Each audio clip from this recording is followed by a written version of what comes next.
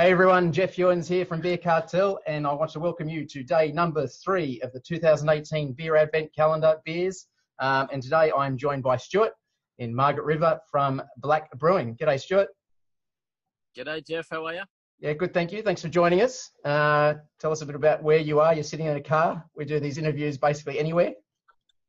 I am sitting in a car. I'm just leaving Perth back to the brewery. Just been up here for some events over the weekend. Yeah, cool. So tell us a little bit about, today we're featuring Black Brewing as the beer that we are revealing. So it's the Bao Bao Milk Stout, which we'll talk about in a minute, once I'll pour some as well. But tell us a little bit about Black Brewing, where you guys are, what you guys do, what your kind of ethos is, and what you guys look to do. Sure, Jeff. We're in Williabrup, which is the northern part of Margaret River wine region. We're on Caves Road. We took over our property in 2015, the end of 2015. We've got a range of beers. Bao Bao, which is our milk stout, was our third beer that we made back in the early 2016. And it's a milk stout at 4.5%. So it's effectively a baby milk stout. Bao Bao is actually a Chinese word for baby. It's a very famous panda in China.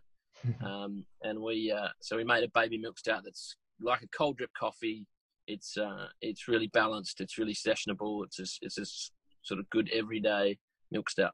And I guess that's one of the reasons why we actually chose this to include, because I know that dark beers aren't always everyone's preferred one, but with this one, like you say, it's slightly lower in alcohol. It's not really about those really dark roasted malts, so to speak, because you do have the balance of the actual added sweetness from the lactose.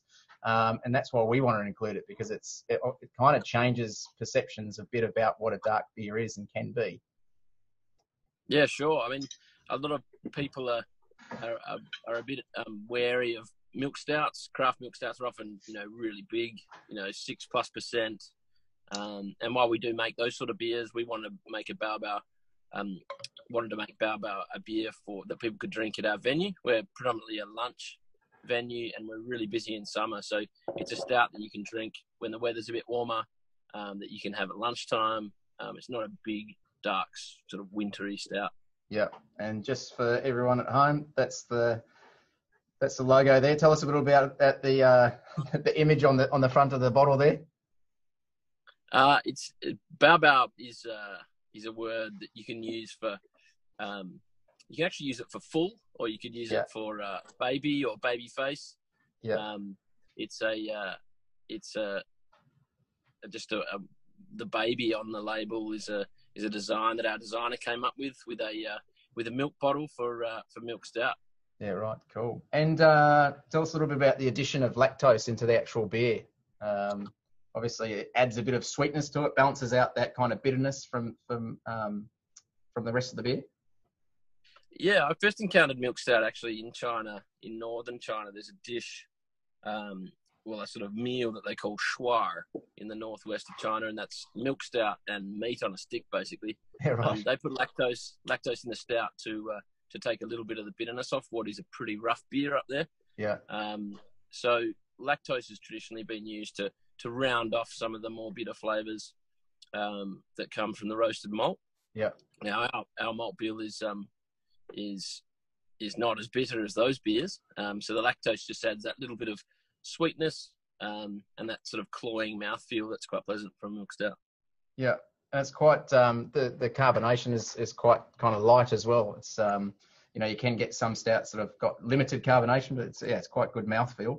And the colour, it's beautiful colour in my opinion. I quite like dark beers, or any beers for that matter. Tell us a little bit about the brewery and what you guys got planned over the next few years.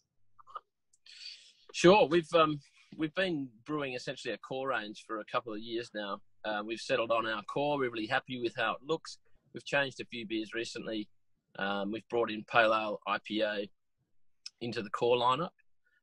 We've got now 3 of our SKUs available in cans, which is Fresh Ale, Pale Ale, and IPA. Yeah. Our lager stays in bottle. Our saison is in bottle, and we've started making some more limited release beers, which we're doing in large format, so 750ml bottles. Right. We're doing a lot of barrel fermentation, mixed fermentation, and some more interesting beers that are very limited in terms of volume, but some sort of development beers that we'll look to release over time. We've just done a mixed ferment IPA, which is fermented in barrel with wine lees and Brettanomyces. That was really interesting. We've done a really great framboise, so raspberry beer.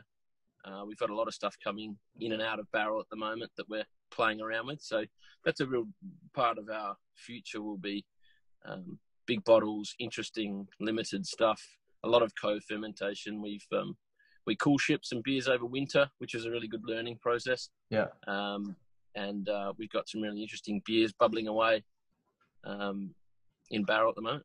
And will some of that make it to the East Coast, do you think? Or it will be kind of cellar door? We hope so. We hope so. It's super small production, and a lot of the beers are only available at the venue just because they are so small. But yeah, we'd love to get them to a volume where we can get some over East, particularly the mixed ferment beers. I think would go really well on the East Coast. There's a lot of people shouting out for getting the beers over there. So yeah, in the future, hopefully moving into next winter, we should have some volumes that we'll be able to show you guys.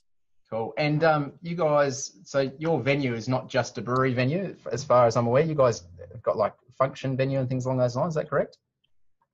We do. It's quite a big, the brewery itself, but the restaurant part of the brewery is quite large. We seat 750 people over summer for lunch.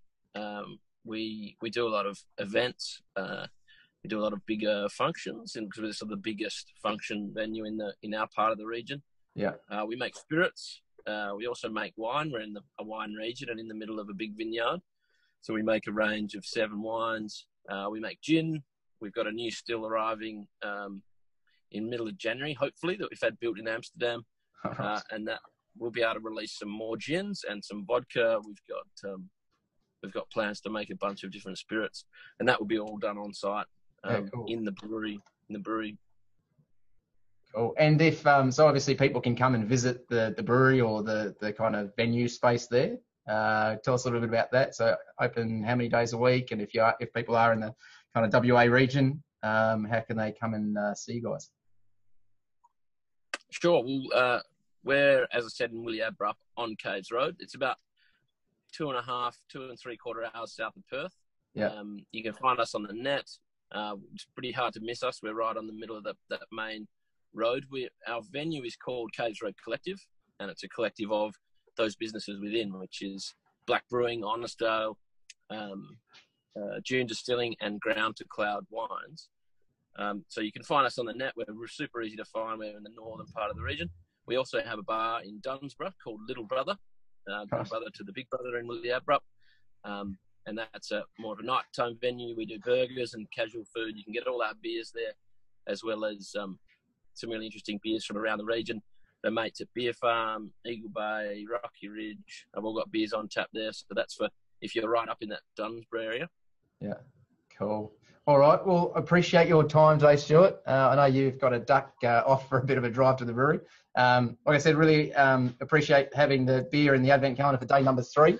I hope everyone at home, you guys are enjoying this beer, and it kind of possibly changes some perceptions out there of what a dark beer can actually be, and that they don't all have to be heavy beers, and that this one can be enjoyed on a warmer summer's day. Again, Stuart, thanks very much, and look forward to catching up with you next time. Cheers. Thanks, Jeff. Thanks, everyone. Cheers. Enjoy summer.